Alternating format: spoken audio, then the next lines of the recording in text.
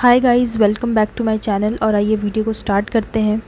आज के वीडियो में बात करने वाले हैं हम दीपिका कक्कड़ के बारे में, जहां पे जयति भाटिया ने दीपिका को एक्सपोज किया है। तो वीडियो को आखिर तक ज़रूर देखें। चैनल पर नए हैं तो सब्सक्राइब करें एंड कमेंट ज़रूर करें। जैसा कि आप लोग जानते हैं कि दीपिका कक्कड़ ने कलर्स टीवी के सीरियल ससुराल सिमर का में सिमर का रोल प्ले किया था।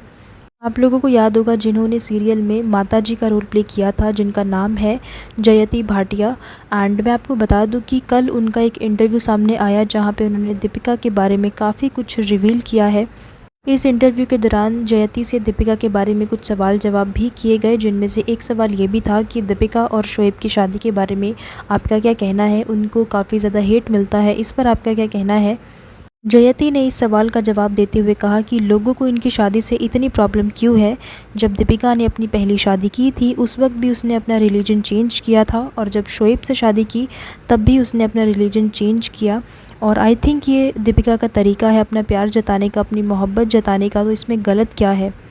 ये शॉकिंग स्टेटमेंट पास किया गया जयति की तरफ से।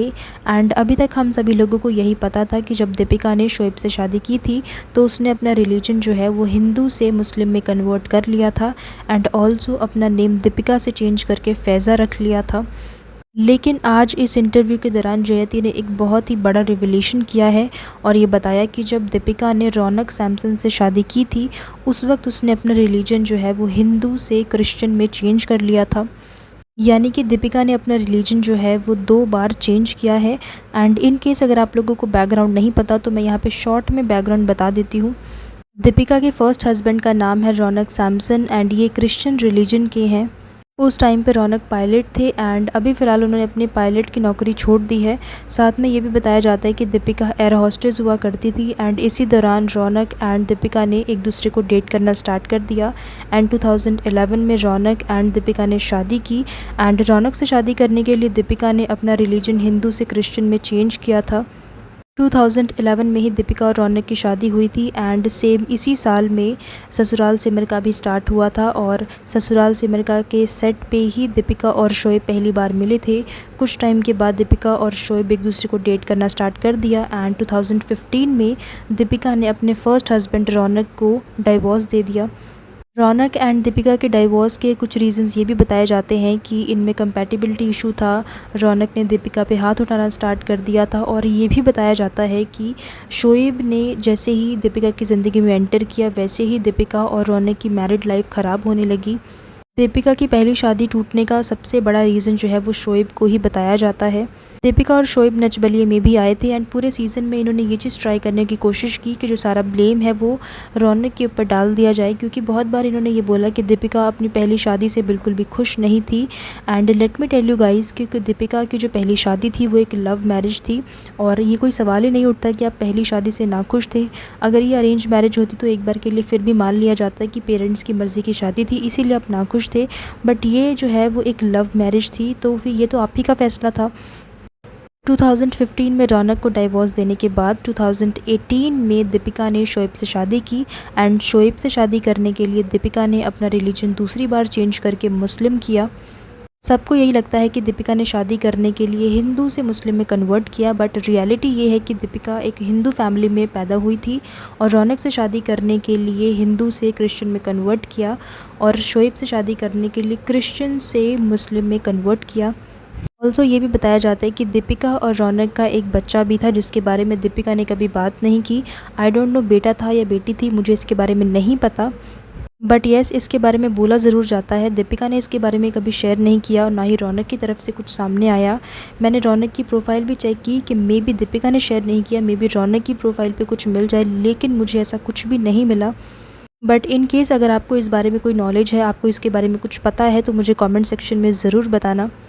पिछले साल 2023 में शोएब एंड दीपिका को एक बेबी बॉय हुआ था, जिसका नाम इन्होंने रखा है रूहान, जिसके बारे में आप सभी लोग जानते ही हैं। तो ये इनकी बैकग्राउंड स्टोरी है जो मैंने बहुत ही शॉर्ट में आप लोगों को बताई है।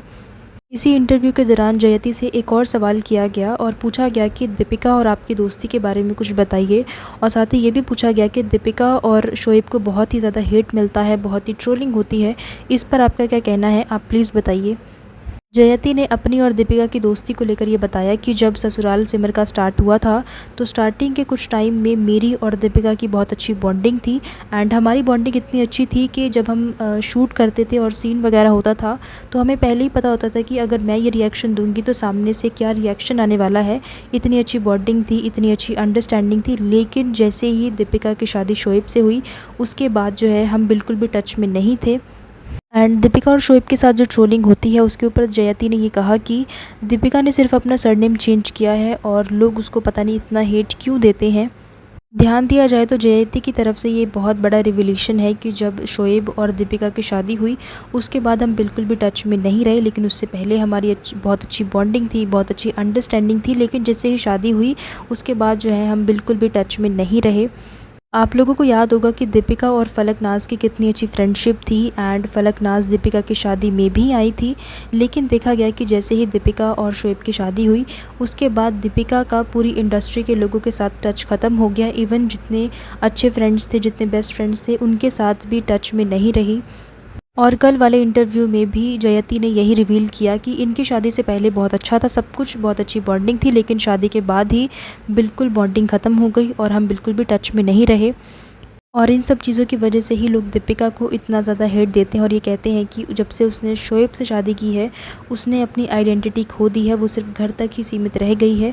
एंड लेट मी क्लैरिफाई कि घर में काम करना या घर का काम करना, अपनी फैमिली की देखरेख करना, इसमें कोई गलत बात नहीं है।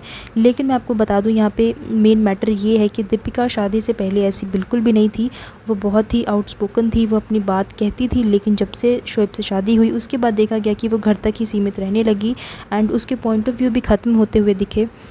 आप लोगों को याद होगा जब दीपिका और शोएब नच बलिए में आए थे और जब दीपिका बिग बॉस में आई थी तो इन्हें काफ़ी ज़्यादा पसंद किया गया था। लेकिन बिग बॉस से निकलने के बाद ही दीपिका ने अपना यूट्यूब चैनल स्टार्ट कर लिया था और अपनी डेली लाइफ दिखाना शुरू कर दिया था, जिसके बाद दीपिका के बारे में काफ़ी कुछ चीज़ें सामने आई एंड धीरे धीरे करके लोगों ने दीपिका को नापसंद करना शुरू कर दिया। जैसे कि आप यहाँ पे ऑडियंस का पॉइंट ऑफ व्यू देख ही सकते हैं। दूसरे धर्म को मानना गलत नहीं है, बट अपनी जड़ों को, अपने धर्म को ना मानना, भूल जाना, ये गलत है। उसने अपनी माँ तक को बदल दिया है, वो भी अपना कल्चर नहीं दिखाती। ठीक है, आपने अपना धर्म चेंज किया, लेकिन कम से कम तीज त्यौहार तो कुछ तो बोल सकती हैं। दीपिका पूरी तरह से रम गई है। True, Deepika has lost her own identity. She has lost her friends, co-star bonds and everything just because of her marriage. It's hard to see her. Of course, she is busy in her own world. That is Deepika ki duniya. But who knows what happens on off camera. She has habit to keep changing husbands and keep changing religion. So guys, जैसा कि आप लोगों ने देखा कि audience के point of views क्या है। ऑल्सो मुझे कमेंट्स में ज़रूर बताना कि इन पॉइंट ऑफ व्यूज़ से क्या आप लोग अग्री करते हैं। Let me know in the comments. And इसी के साथ मैं वीडियो को एंड कर रही हूँ एंड आई होप कि आप लोगों को ये वीडियो अच्छा लगा होगा। कमेंट करके मेरे साथ अपने ओपिनियन ज़रूर शेयर करना। इसी तरह के और भी वीडियोज़ देखने के लिए, रिएक्शन वीडियोज़ के लिए, अपडेट्स के लिए मेरे चैनल को सब्सक्राइब कर लीजिए, बेल आइकन को प्रेस कीजिए ताकि वीडियोज़ की नोटिफिकेशन आप लोगों को मिले। So thank you so much guys for watching this video and I will see you in the next one. Till then keep watching. Thank you.